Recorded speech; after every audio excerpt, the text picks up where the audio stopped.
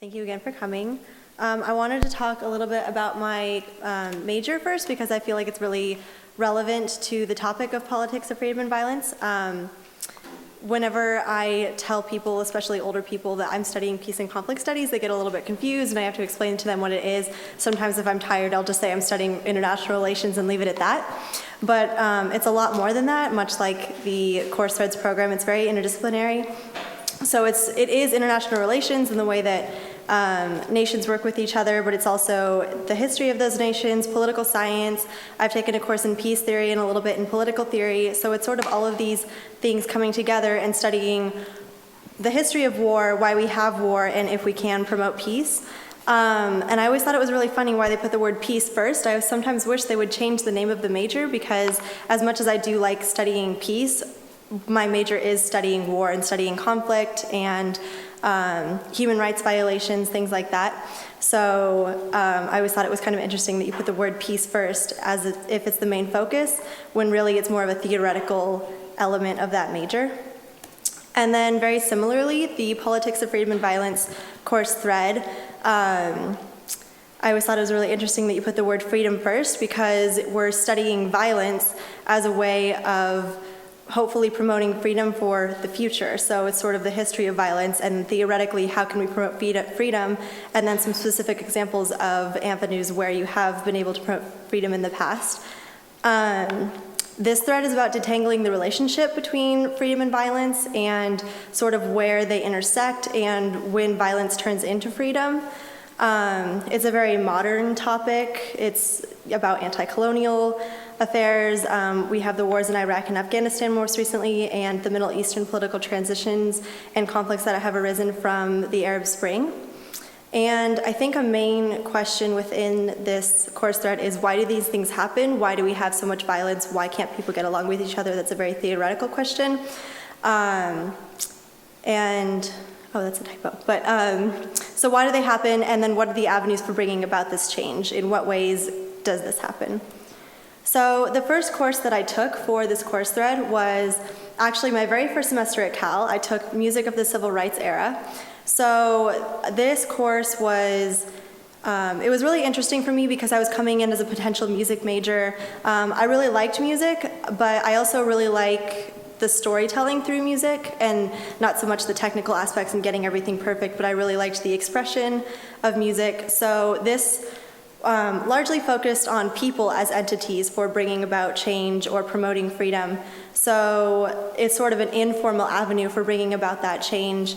We talked about a bunch of different topics. This was a long time ago, but I really enjoyed this course. I remember specifically talking about the feminist movement and all of the feminist musicians that arose from that, and a lot of these artists did come against a lot of hate in the general public because they were going sort of against the grain, and as an informal avenue of promoting the freedoms that were enveloped in their music, there was sort of that clash between what you're trying to bring about and then the general status quo. We studied movements. We started at the very beginning, sort of abolition of slavery. I have a clip in here. Hopefully it will work.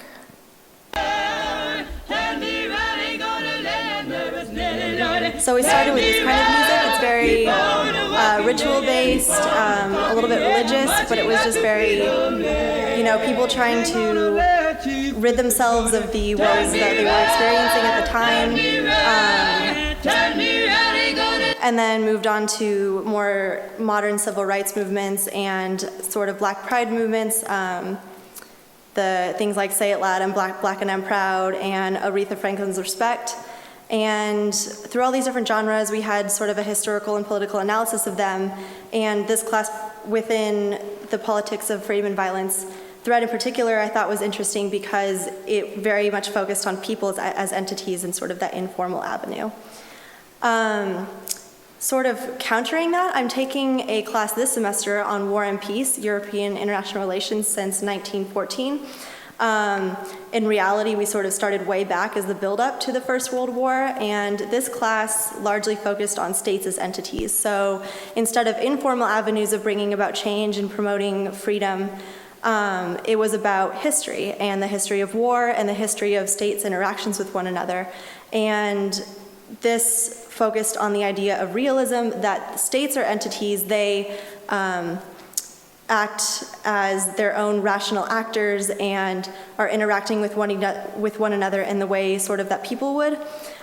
We did discuss individual personalities, such as de Gaulle and people that were sort of in charge of these countries and in charge of getting along with one another to the best of their abilities, and ideologies that came along with that, such as realism, as I described above, and how these fit within the broader picture when these individual personalities and ideologies sort of had to fit within the larger picture of realism, which was sort of the playing field, and they had to work within a field that was sort of predetermined for them. These are sort of the rules of international relations, and the states as entities have to work within that framework. So I thought that was really interesting, countering the examples of the music of the civil rights era, because that was sort of an informal avenue where people could express themselves and collectively, over time, individuals could bring about change, whereas this class focused on history and mostly violence and war, but very much just the strategic moves that states make in order to promote their own ideals. We also talked a lot about the national and international levels of sovereignty. So national sovereignty is when states are trying to give the people in their nation the rights that they deserve and provide them with economic freedoms, things like that, basically provide for their nation. International sovereignty is allowing that nation to sort of play a larger role on the international field, be able to manipulate other states in the ways that they want within the realm of realism. So we talked a lot about these two dimensions and how the freedom within the people in the nation is very much determined by sort of the other nations around of it. A class I'm also taking currently is probably my favorite class I've taken at Cal, and it's on approaches to crises and political transitions in the Middle East and Africa. So this is based on the Arab Spring largely, and this one is very much focused on people as entities. I sort of look at this class as a combination of the first two, in the sense that these people are working, are building these movements within themselves and as individuals, but they're working very much so with the countries that they are a part of. So I did a case study for this class, and so my case study was Egypt. So I learned a lot about the Egypt political transition and a lot about how social media in particular played a huge role in bringing about the social changes that were necessary to overthrow the autocratic regime and the Mubarak regime. This provided an informal avenue, as I've described in the second bullet point. So these political transitions, very modern times, have provided both formal avenues, such as constitution making, and very formulated ways of going about political change and promoting freedoms, sort of working again within the realm of realism, but then also very informal avenues, as I described during the Music of the Civil Rights Era course. But these are more about, like I said, social media. There's a lot of NGOs that are arising from these issues, and a lot of citizen journalism, people reporting things within the action for themselves and bringing about the change for themselves, but then again working within the realm of their countries and trying to work with the formal avenues as well to bring about concrete change within their constitutions and their political processes, and trying to bring about democracy. We also talked a lot about the psychological moment. We read a book by Kapuczynski, who is a Polish journalist, and he describes the psychological moment of each political transition as being the moment when someone just decides that they are no longer afraid and they're going to take action, and the fear sort of melts away, and that's when they decide they're going to go for it, and they're no longer afraid, they're going to promote their freedoms at whatever cost necessary. And again, I found the mix of formal and informal avenues within the themes we discussed in the class as being very important for this psychological moment. I wrote a editorial for this class about how social media in particular, there were a lot of Facebook pages that arose from the Egyptian Revolution in particular, so these kinds of things could reach people from all different nations across the world and created a sense of support for the Egyptian community that wouldn't have been possible just going through formal avenues just within the country. So my editorial was about how the mixing of formal and informal avenues and social media in particular was a big part in bringing about the psychological moment for Egypt and helping melt away that fear, and how informal avenues can be a big part of promoting freedom and overcoming violence. We also talked a lot about the sequencing fallacy and gradualism. Some people argue that in order to bring about democracy, you have to go through individual steps and make sure each step is completed very accurately and completely before you move on to the next step. There's also another realm of people who argue for gradualism that you have to focus on democracy within each sort of part of a transition and do it over time instead of waiting for one thing to happen, waiting for the next thing to happen. And I also thought this was a very interesting argument within the realm of promoting freedom, because sometimes things like this are very, very time-sensitive situations, and it's hard to tell whether or not you should push for things like democracy and freedom within cultures that maybe have not experienced in the past the things that you're trying to push that are prevalent in other countries, and just sort of the debate as to what sort of timing you should go about in these transitions. So I think timing and informal avenues was a really big part of this class for me and a lot of what I've learned this semester. I just wanted to make a final point that in all of these courses, one thing that I've learned a lot is that life moves very quickly, and there is so much buildup to the point where in any of these social movements I've described, any war that begins, any war that ends, any revolution that takes place, any regime that is overthrown, there's always that point, like I said, the psychological moment or sort of the tipping point for any war where something happens, but there's so much buildup to that point. And when that point happens, the turnover is so quick. I think that's a theme that is kind of prevalent through a lot of these things.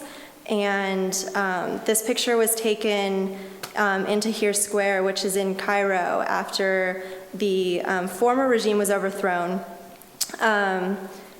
People flooded the square. It was a huge, huge revolution. It was the tipping point when everyone just flooded to Cairo, and they were in the square, and so this is a very happy moment when the regime was overthrown finally, after so many people had been killed and so much violence had occurred based on the regime and based on a lot of human rights violations that had occurred because of that. But on the same note, this was the square just a couple of days before that. Clearly a lot of violence happening here. People weren't scared of the violence anymore. For the most part, they felt a sense of community within themselves and within the larger international sphere. But at the same time, it was happening. It was very bad. It was very prevalent, and it still is. But I just wanted to point out how quickly something can go from being violent to being free. So the previous picture was when they all experienced a sense of freedom from the regime, but just, a couple of days before this kind of thing was happening, and violence was still very prevalent. So it's always a give and take, and sort of this game back and forth throughout life of freedom and violence, and I don't really know if we'll ever come to an end, but we're exploring more avenues and effective avenues for creating peace in general. And this was another poster that was from the Egyptian Revolution and the protests in Tahrir Square.